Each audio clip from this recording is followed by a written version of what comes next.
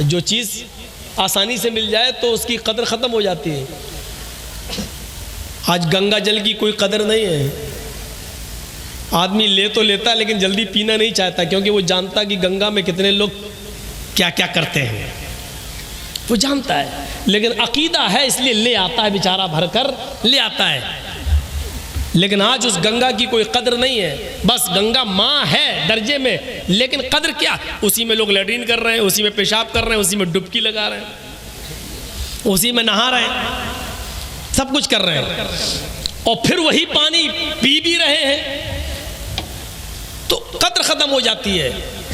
हाजरा बार बार पानी को रोक रही हैं और अपनी अबरानी ज़बान में बोलती जा रही हैं, जम जम जम जम, यानी रुक रुक, अरे ठहर, कहाँ जा रहा है, रुक रुक, ठहर ठहर।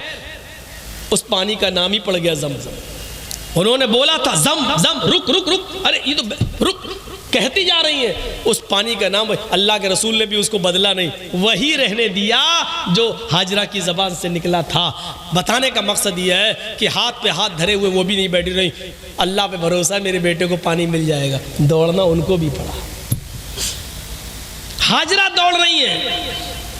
इब्राहिम अलैहिस्सलाम अपनी बीवी और बच्चे को अल्लाह पर भरोसा करके छोड़ गए और दावत तौहीद के लिए निकल गए, निकलना उनको भी पड़ा। हम लोग इतने बड़े मजबूत आदमी हैं कि एक जगह बैठ जाएं, अल्लाह अल्लाह अल्लाह अल्लाह करते रहे, हमें तो आसमान से मिलेगा। इसीलिए मैंने कहा कि ये जहां मिले समझ लो यह सबसे बड़ा हराम खोर है, ये बोझ है पूरे समाज के ऊपर, सोसाइटी के ऊपर ये आदमी बोझ है। मेहनत करना सीखो, मेहनत। तो बात थोड़ी सी आगे, आसिना साधु तो मना, वो साधुओं की तरह रहेगा। साधु उसको नहीं कहते हैं, साधु उसको कहते हैं कि जिसके पास सब कुछ हो, बहुत कुछ हो, लेकिन उसने अपने ऊपर खर्च ना किया हो, सब गरीबों और मिस्किनों पर लुटा दिया हो, इसको क्या बोलते हैं? साधु। और अल्लाह के रसूल इस तारीफ पर फिर बैठते थे। सब कुछ था, अल्लाह के रसूल गरीब थे? नहीं। जो कहता है अल्लाह के नबी गरीब थे वो कभी कभी ज़्यादा ही गुलू कर जाता है। अच्छा, आप कितने जानवरों की कुर्बानी कर लेंगे? मुश्किल से 1 बकरा, 2 बकरा, बहुत हुआ 3, या बड़े जानवर में आप हिस्सा डाल लेते हैं। 3-4 जानवरों से बड़ा अमीर आदमी भी 2-3-4 जानवरों से ज़्यादा कुर्बानी नहीं कर पाता है। लेकिन अल्लाह के रसूल सल्लल्लाहु अलैहि वसल्लम ने 100 ऊँटों की कुर्बानी की। और अरब के अंदर एक ऊँट बड़ा महंगा माना जाता है जिसको सुर्ख ऊँट कहा जाता है, सुर्ख ऊँटों की कुर्बानी की 100। जब अल्लाह के नबी ज़िबा करने के लिए तैयार हो गए, नहर करने के लिए, तो 63 ऊँटों को अल्लाह के रसूल ने अपने हाथ से नहर किया। और उसके बाद में आपने खंजर नेज़ा दे दिया हज़रत अली को, बकिया ऊँट हैं तो मेरे, लेकिन आप नहर करिए। तो बकिया जो 37 ऊँट बचे थे वो हज़रत अली ने 100 सुर्ख ऊँटों की कुर्बानी की थी अल्लाह के रसूल ने। 100 ऊँटों की कुर्बानी करने वाला गरीब होगा, लेकिन 100 ऊँटों की कुर्बानी करने के बाद वो गोश्त आपका पता नहीं चला, सब गरीबों और मिस्कीनों में बट गया। दूसरे दिन भी अल्लाह के नबी सल्लल्लाहु अलैहि वसल्लम के पास उसमें से कुछ नहीं रह गया।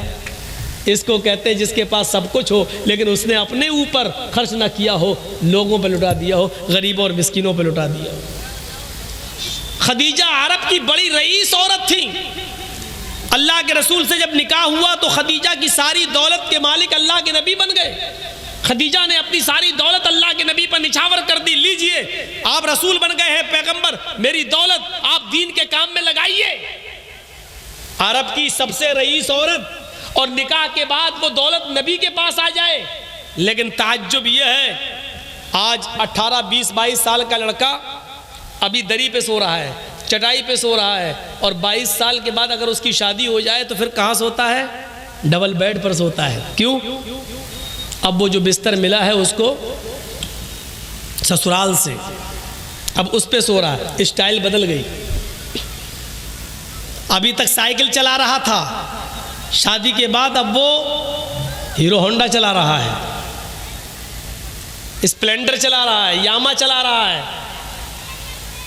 अब तो और स्टैंडर्ड गाड़ियां आ रही हैं, वो चला रहा है। क्यों? ये भीख में मिली है। समझ गए ना?